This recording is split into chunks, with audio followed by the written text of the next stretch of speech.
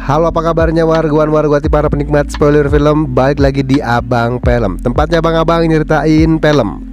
Kali ini gue mau ngebahas alur cerita film yang berjudul Who Am I. Film rilisan tahun 2014 ini berasal dari negara Jerman nih. Menceritakan kisah seorang hacker yang berjuluk Who Am I, yang sangat sangar nih di dunia virtual, tapi mempunyai kehidupan yang menyedihkan di dunia nyata.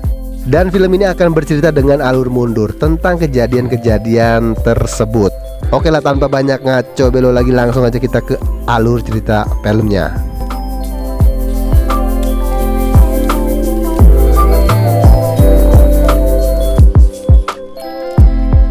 Film diawali dengan adegan ketika ada seorang pria bernama Benjamin yang berada di ruang interogasi bersama seorang penyidik kepolisian bernama Agen Hane. Bukan tanpa sebab Benjamin bisa berada di situasi tersebut.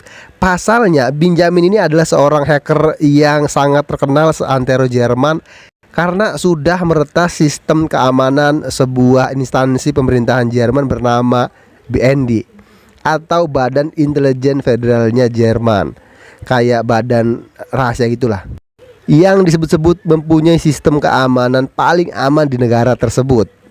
Karena hal tersebutlah membuatnya harus berurusan dengan hukum. Setelah ditanya-tanya oleh Agen Hane, Benjamin pun bercerita nih semua rentetan kejadian yang dia lakukan. Punya latar belakang keluarga yang berantakan, mulai dari ayahnya yang pergi sejak ia masih kecil, lalu ibunya yang punya masalah kejiwaan yaitu berkepribadian ganda, dan kemudian meninggal bunuh diri akibat gangguan kejiwaannya tersebut. Membuat Benjamin pun harus tinggal bersama sang nenek dari kecil. Hal-hal menyedihkan tersebutlah yang menjadikan Benjamin semakin introvert terhadap dunia luar dan lebih memilih menghabiskan banyak waktu di depan komputer sejak usia 14 tahun.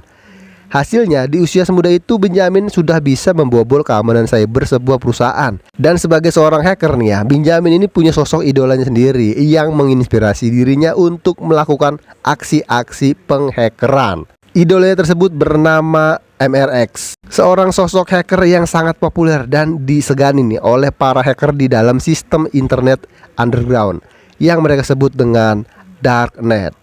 Untuk diketahui nih ya, Darknet sendiri adalah suatu wadah di dunia virtual yang digunakan untuk tempat berkumpulnya para hacker-hacker dari seluruh dunia untuk berbagi informasi ilegal secara bebas. Dan tidak sembarang orang nih bisa masuk ke sana, karena hanya hacker-hacker level dewa lah yang bisa masuk ke tempat tersebut.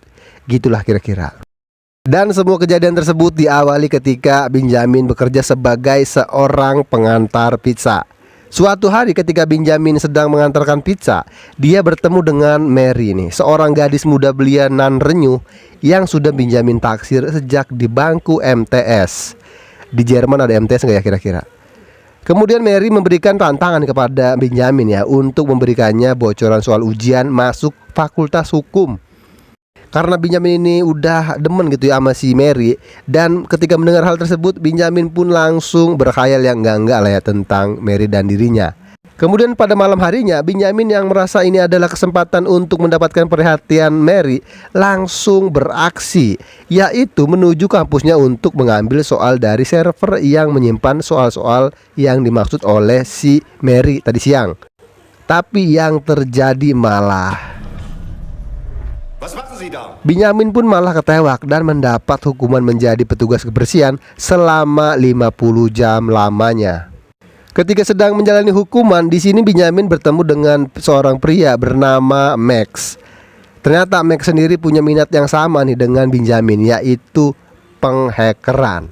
Setelah tahu Benjamin ini adalah seorang hacker, Max pun mengundang Benjamin ke sebuah pesta miliknya, yang di sana kemudian Benjamin dikenalkan kepada teman-teman Max yang bernama Stephen dan Paul, yang mana mereka ini punya keahlian di bidang software dan hardware ya. Ketika berkenalan, mereka nih nggak yakin gitu kalau Benjamin ini punya skill hacker. Diteslah dia ini si Benjamin ya. Setelah berhasil meretas jaringan listrik dan berhasil mematikan lampu-lampu di komplek tersebut, Benjamin pun berhasil membuat mereka kagum dan kemudian resmi bergabung dengan kelompok tersebut. Tapi di sisi lain saat pulang ke rumah nih, Benjamin mendapati neneknya yang mengidap Alzheimer tidak ada di rumah. Dan setelah mencari-cari ternyata neneknya sedang kelayaban di jalan. Karena hal tersebut membuat si nenek ini harus ditangani dan dirawat di tempat dan dokter khusus, yang kemudian membuat Benjamin terpaksa tinggal di rumah sang nenek sendirian. Kemudian ketika Benjamin sedang berada di dalam kereta nih, di sini dia bertemu lagi dengan si Max. Max pun mengajak Benjamin untuk melakukan aksi peretasan di sebuah rapat penting partai politik. Gua demen ya. Di sana juga sudah ada Stephen dan Paul. Masuklah Benjamin dan Stephen ke dalam gedung di mana rapat tersebut akan dilaksanakan. Dan setelah masuk, Benjamin diberikan tugas nih oleh Stephen ya, untuk meretas sebuah komputer yang nantinya digunakan untuk presentasi oleh sang ketum parpol. Dan yang terjadi,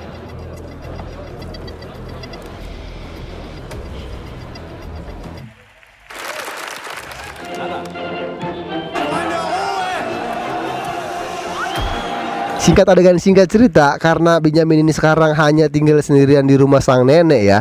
Kemudian rumah tersebut mereka jadikan markas untuk melakukan aksi-aksi pertasan berikutnya. Ketika sedang kumpul-kumpul gitu ya, mereka pun kemudian muncul gitu atau punya ide gitu ya, untuk memberi nama grup mereka ini dengan nama Clay. Tepatnya si Max sih dan si Benjamin gitu yang punya ide. Dan hal tersebut tidak lain adalah untuk mencari pengakuan nih dari hacker-hacker lainnya di darknet, khususnya MRX, hacker yang sangat disegani di seantero darknet.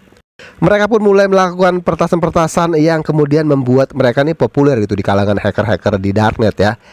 Tapi ternyata semua kepopuleran itu tidak berarti apa-apa gitu di matanya MRX, karena pemerintah menganggap Clay ini bukanlah ancaman yang harus dikhawatirkan. Hal tersebut pun membuat Max kesal gitu dan merasa Clay ini tak dianggap sebagai ancaman serius. Kemudian mereka pun merencanakan pertasan kepada BND atau Badan Intelijen Federal Jerman, kayak BIN gitulah kalau di Indonesia ya, yang dikenal punya keamanan cyber super ketat yang selama ini tidak bisa ditembus oleh siapapun, dan belum ada satupun hacker yang berhasil melakukannya. Kelompok Clay pun kemudian merencanakan aksi mereka dengan sangat matang nih.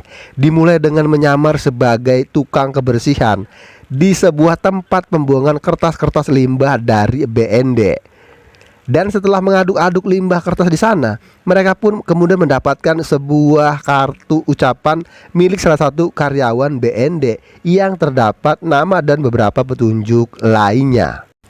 Ya, walaupun dengan data-data tersebut yang bagi hacker sekelas mereka itu saja sudah cukup untuk membuat jebakan yang akan diberikan kepada si karyawan BND, yaitu berupa sebuah link yang jika diklik oleh si korban atau si karyawan BND ya, maka link tersebut akan bisa membawa Clay bisa mengakses sistem jaringan cyber di BND atau servernya BND gitu.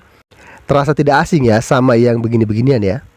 Tapi itu semua belum cukup untuk bisa mengakses semua data-data di BND, karena mereka ini harus bisa mengakses langsung server yang ada di dalam gedung BND supaya mereka bisa mengakses penuh data-datanya. Kemudian kelompok Clay pun mendatangi kantor BND untuk meretas sistem printer di gedung tersebut, yang nantinya setelah diretas akan mencetak gambar-gambar topeng badut yang menjadi identitasnya Clay. Dan semua pun berjalan sesuai rencana si Udin. Tapi ternyata di sini Benjamin secara diam-diam melakukan satu hal yang teman-temannya tidak tahu nih, yaitu mengambil data-data rahasia para intelijen yang bekerja untuk pemerintahan atau data-datanya agen rahasia di BND ya. Setelah berhasil melakukan aksinya, kelompok Clay pun kemudian pergi ke tempat maksiat untuk melakukan maksiat pastinya. Tidak lama kemudian Benjamin melihat Max dan Mary sedang lamot-lamotan nih. Benjamin yang gedeg pun langsung pulang nih. Lalu Max dan yang lainnya pun datang gitu ke rumah Benjamin gitu ya. Di sini Benjamin yang kesel kepada Max karena udah melamot Mary, menyuruh Max pergi aja gitu. Tapi Max malah balik marah dan bilang kalau Benjamin itu tanpa mereka bukanlah siapa-siapa, cuma seseorang pecundang aja gitu. Merasa dianggap remeh oleh si Max, Benjamin pun kemudian memberikan data-data rahasia yang dia ambil di BND semalam atau tadi kepada MRX, dengan maksud supaya MRX ini kagum kepadanya dan tidak meremehkan dia gitu ya. Di sisi lain terlihat di kantor BND sudah berceceran kertas-kertas yang tercetak oleh printer yang sudah diretas oleh Clay.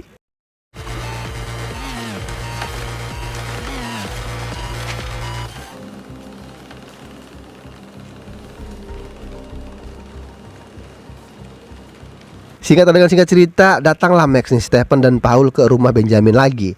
Di sini Benjamin yang masih kesel pun sempat bakiran dengan Max. Sampai pada akhirnya mereka pun berhenti ketika Paul yang melihat berita di TV tentang seorang hacker berjuluk Krypton telah dibunuh oleh kelompok cyber mafia Rusia. Yang kematiannya tersebut dikaitkan dengan serangan yang dilakukan oleh Clay semalam di BND. Karena dalam serangan tersebut telah dicuri data-data para agen rahasia yang bekerja untuk BND.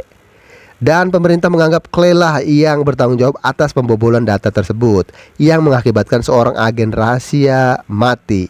Karena data yang dicuri itulah diketahui bahwa Krypton adalah agen rahasia BND yang dibayar untuk menyusup ke darknet dan mencari info tentang para hacker-hacker di sana. Yang mana Krypton ini ternyata adalah salah satu anggota kelompok hacker bernama Friends, yang dimana MRX adalah salah satu anggotanya. Jadi ketika Benjamin memberikan data-data para agen rahasia BND kepada MRX ya, ketahuanlah kalau Krypton itu ternyata adalah agen rahasia BND. Kemudian MRX menjualnya kepada kelompok cyber mafia Rusia, dan MRX pun request nih kepada mereka untuk membunuh Krypton sebagai balasan karena sudah mengkhianati dirinya. Sadar kalau sekarang mereka berempat sedang diburu oleh pemerintah karena perbuatan MRX, Benjamin pun kemudian mempunyai rencana nih untuk mengungkap siapa MRX sebenarnya dan berencana akan menyerahkannya kepada polisi dengan cara berpura-pura tertarik untuk bergabung ke dalam organisasi ilegalnya, yaitu Friends.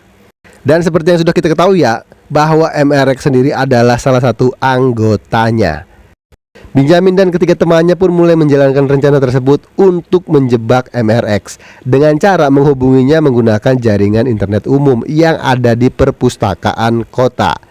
Kemudian setelah terhubung, Benjamin pun berhasil mendapatkan sebuah kode dari MRX, yang mana dengan kode tersebut bisa digunakan untuk mengakses segala aktivitas yang dilakukan kelompok Friends. Di sisi lain, saat Benjamin sedang berusaha menghubungi MRX, agen federal Hane ternyata berhasil melacak lalu mengetahui hal tersebut dan kemudian mendapatkan di mana lokasi Benjamin saat itu berada. Kemudian polisi pun langsung dikerahkan menuju ke lokasi tersebut untuk menangkap Benjamin. Mengetahui mereka sedang dalam bahaya, Benjamin dan kawan-kawan pun segera bergegas pergi dari tempat itu nih agar tak tertangkap. Dan hasilnya agen Hana dan polisi pun tidak berhasil menangkap Clay atau si Benjamin dan teman-temannya. Singkat adegan singkat cerita, setelah berhasil bergabung ke dalam kelompok Friends, Benjamin dan teman-temannya pun mulai memusnahkan semua barang bukti kegiatan mereka nih, termasuk membakar rumah neneknya Benjamin yang selama ini mereka gunakan untuk beraksi.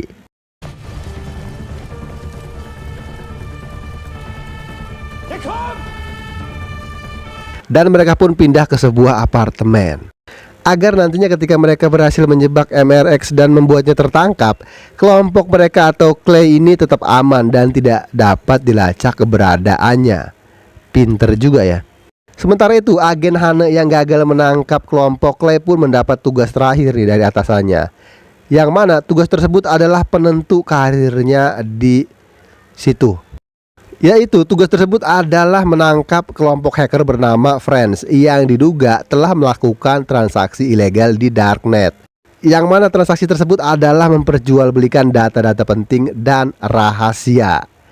Tibalah hari di mana Benjamin dan kawan-kawan memulai aksi mereka untuk mengungkap siapa MRX sebenarnya dengan memasang sebuah alat yang diciptakan oleh Paul yang dengan susah payah nih diletakkan oleh Benjamin di kantor atau di gedung BND.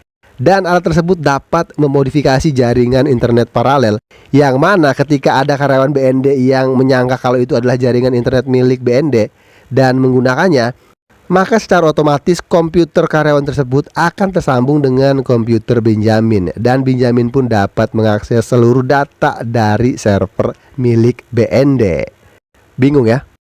Dan semua itu bertujuan agar ketika Benjamin berhasil menjebak dan membuka identitas MRX, maka secara otomatis identitas MRX akan langsung bisa diakses oleh orang-orang di BND.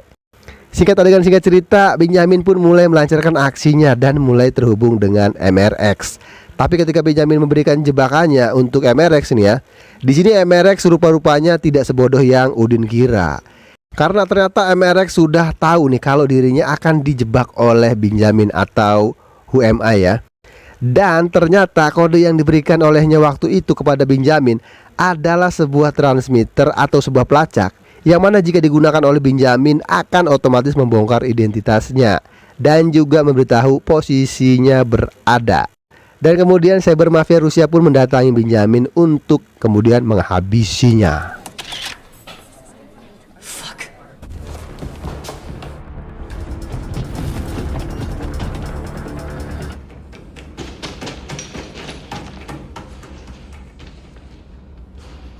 Tapi untunglah Benjamin kemudian berhasil lolos dari kejaran mereka. Ketika Benjamin sampai ke apartemennya, di sini ia mendapati hal yang membuatnya terperangah nih.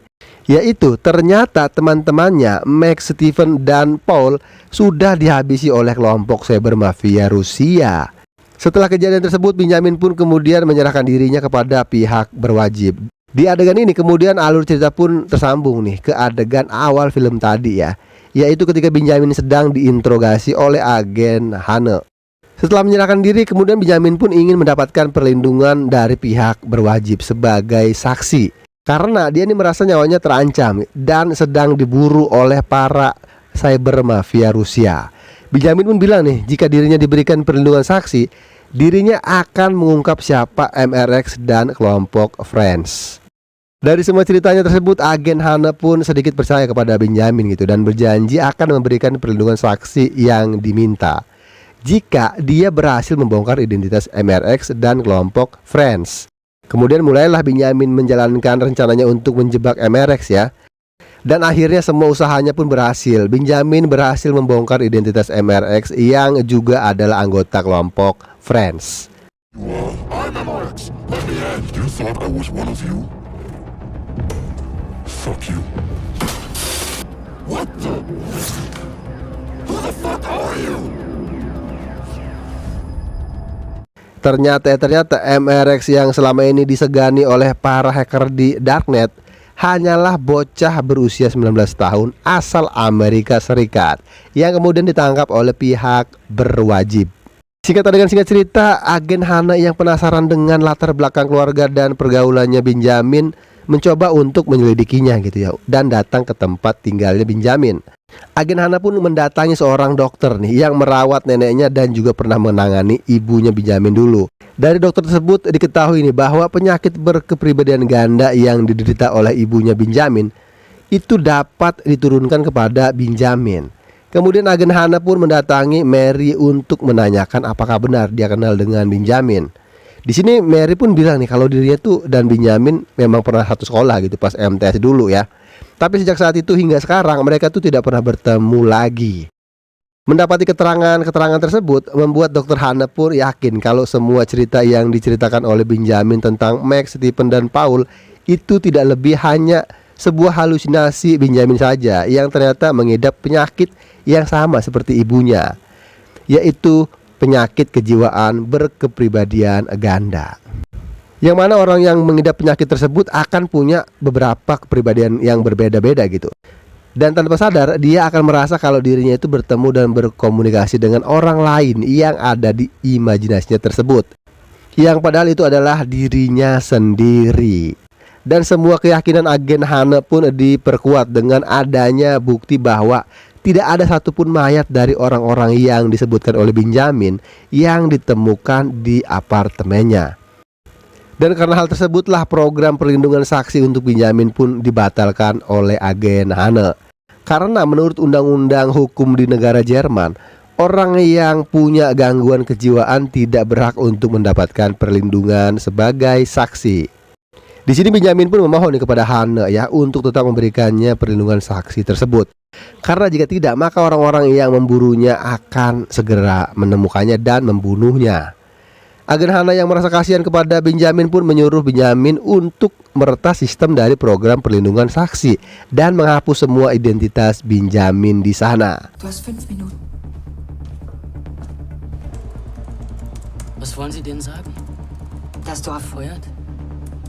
die wollen MRX, die Friends. Für die bist du ein Niemand. Kemudian ketika di tengah jalan, agen Hane pun melepaskan Benjamin dan menyuruhnya untuk pergi sejauh mungkin. Kita pun kemudian dibawa kepada adegan di mana Benjamin yang sudah menyemir rambutnya menjadi berwarna blonde sedang berada di sebuah kapal pesiar di tengah samudra. Lalu terlihat juga nih ada sosok Max, Stephen, Paul, dan Mary yang ternyata mereka adalah orang-orang sungguhan yang berteman dengan Benjamin, alias bukan imajinasi belaka. Di sini barulah diketahui semua cerita yang diceritakan Benjamin kepada agen Hana tidak lain adalah sebuah rencana meloloskan diri yang sudah Benjamin, Max, Stephen, Paul, dan Mary buat sematang mungkin agar terlihat meyakinkan di hadapan agen Hana. Jadi nih, ketika Benjamin dikejar-kejar oleh kelompok cyber mafia Rusia, setelah sampai di apartemen, Benjamin dan kawan-kawannya pun mulai membuat semua rencana tersebut dengan memanfaatkan riwayat ibunya yang punya penyakit berkepribadian ganda. Yang mana nanti ketika Benjamin menyerahkan diri kepada pihak berwajib nih, dia akan bercerita seolah-olah dia adalah pengidap penyakit gangguan kejiwaan berkepribadian ganda. Film pun the end. Mungkin buat kalian yang sedang punya masalah dan berencana ingin meloloskan diri dari masalah tersebut, boleh dicoba nih trik dari Benjamin. Tapi berhasil atau enggak itu ya tergantung ya. Terima kasih buat kalian yang udah nonton sampai selesai dan sampai jumpa.